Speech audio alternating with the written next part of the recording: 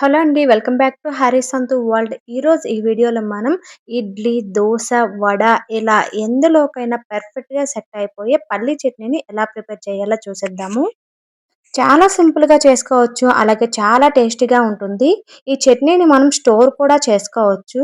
అయితే ఇంకా లేట్ చేయకుండా ప్రిపరేషన్ అయితే స్టార్ట్ చేసేద్దాము.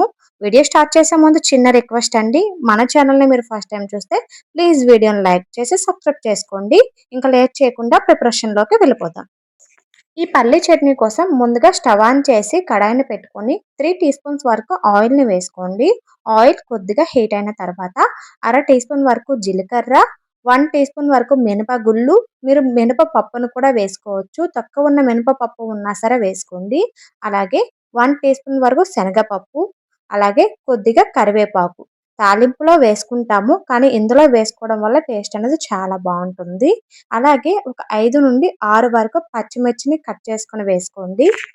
పచ్చిమిర్చి డైరెక్ట్ వేసేసామంటే తుల్లిపోతుంది. కాబట్టి ఒక 2 ముక్కలుగా చేసుకొని వేసుకుంటే సరిపోతుంది. మీ కారానికి తగ్గట్టు పచ్చిమిర్చిని యాడ్ చేసుకోండి. ఇలా పచ్చిమిర్చి వేసుకున్న తర్వాత అర ఇంచు వరకు అల్లాన్ని తీసుకొని చిన్న ముక్కలుగా కట్ చేసుకొని వేసుకోండి. ఇప్పుడు ఒకసారి కలుపుకుంటూ లో ఫ్లేమ్‌లో మాత్రమే వీటిని వేయించుకోండి.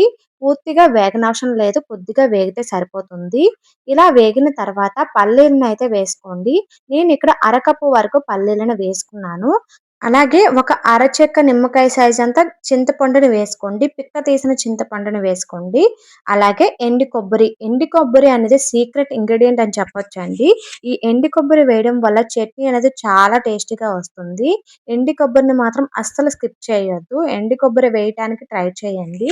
ఇవి దోరగా వేగిన తర్వాత స్టవ్ ఆఫ్ చేసుకొని స్టవ్ ఆఫ్ చేసుకున్న తర్వాత పుట్నాల పప్పుని ఒక పావు కప్పు వరకు వేసుకోండి.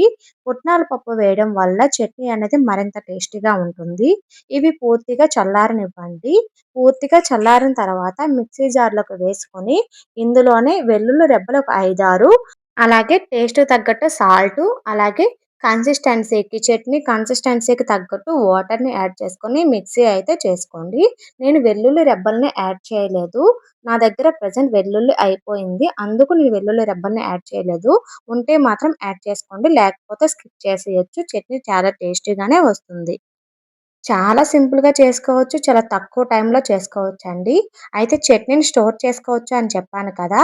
ఇలా మిక్సీలో వేయక ముందు కడాయిలో వేపిన తర్వాత దాన్ని మనం బాక్స్‌లో పెట్టి స్టోర్ చేసుకోవచ్చు. 3-4 డేస్ వరకు స్టోర్ ఉంటుంది. ఎప్పుడైతే చట్నీ చేసుకోవాలి అనుకుంటామో అప్పుడు మిక్సీ పట్టేసుకొని పోపు పెట్టుకుంటే సరిపోతుంది.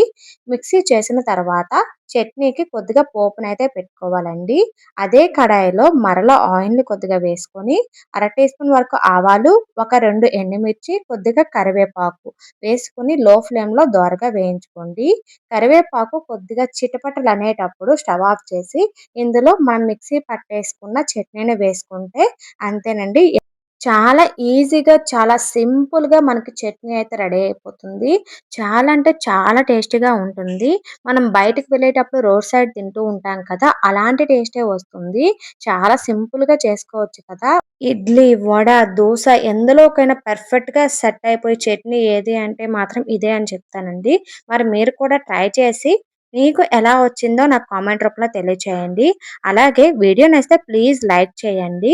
మీరు లైక్ చేయడం వల్ల ఈ వీడియో అనేది మరికొంతమందికి షేర్ అవుతుంది. కన్సిస్టెన్సీ చూసుకొని చట్నీలో వాటర్‌నైతే యాడ్ చేసుకోండి.